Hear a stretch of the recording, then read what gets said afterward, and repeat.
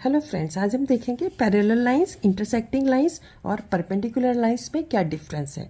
तो सबसे पहले हम देखते हैं कि पैरेलल लाइंस क्या होती हैं। तो पैरेलल लाइंस ऐसी दो लाइंस होती हैं। मान लीजिए हमने एक लाइन ये बनाई और एक लाइन ये बनाई। क्योंकि ये लाइन है तो दोनों डायरेक्शन में हमें एरो बनाना भी ज़रूरी है। अब इसको हम नाम दे देते हैं एल, इसको देते हैं एम। अब ये दो एल और एम लाइन है। अब इनके बीच की जो डिस्टेंस है वो कांस्टेंट है, बिल्कुल सेम है। तो अगर हम इन्हें कितना भी एक्सटेंड करेंगे ये कभी भी मिलेंगी नहीं, इंटरसेक्ट नहीं करेंगी। तो इस तरीके की जो लाइंस होती हैं इन्हें हम पैरेलल लाइंस कहते हैं। ठीक है, अब हम देखते हैं कि इंटरसेक्टिंग लाइंस क्या होती हैं। इंटरसेक्टिंग लाइंस भी दो लाइंस हैं। अब मान लीजिए कि एक लाइन हम ऐसे बना लेते हैं और एक लाइन हम ऐसे बना लेते हैं।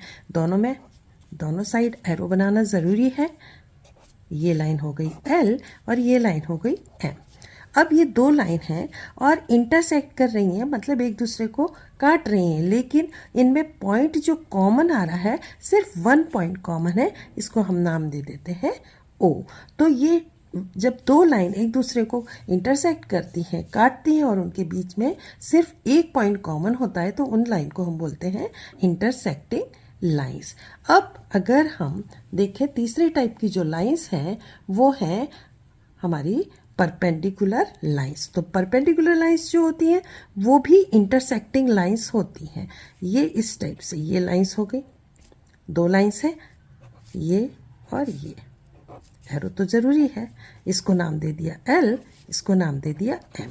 अब ये एक दूसरे को इंटरसेक्ट कर रही हैं और इनके बीच में सिर्फ एक कॉमन पॉइंट है, नाम दे देते हैं ओ।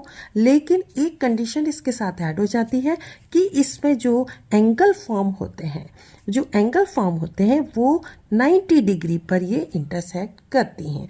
ये एंगल 90 डिग्री का मतलब राइट एंगल होना चाहिए। तो इसी तरीके से ये सारे ही एंगल राइट एंगल बन जाते हैं, ये सारे एंगल राइट एंगल बन जाते हैं। तो मतलब ऐसी दो इंटरसेक्टिंग लाइंस जो राइट एंगल पर इंटरसेक्ट कर रही हैं उन्हें हम बोलते हैं परपेंडिकुलर लाइंस।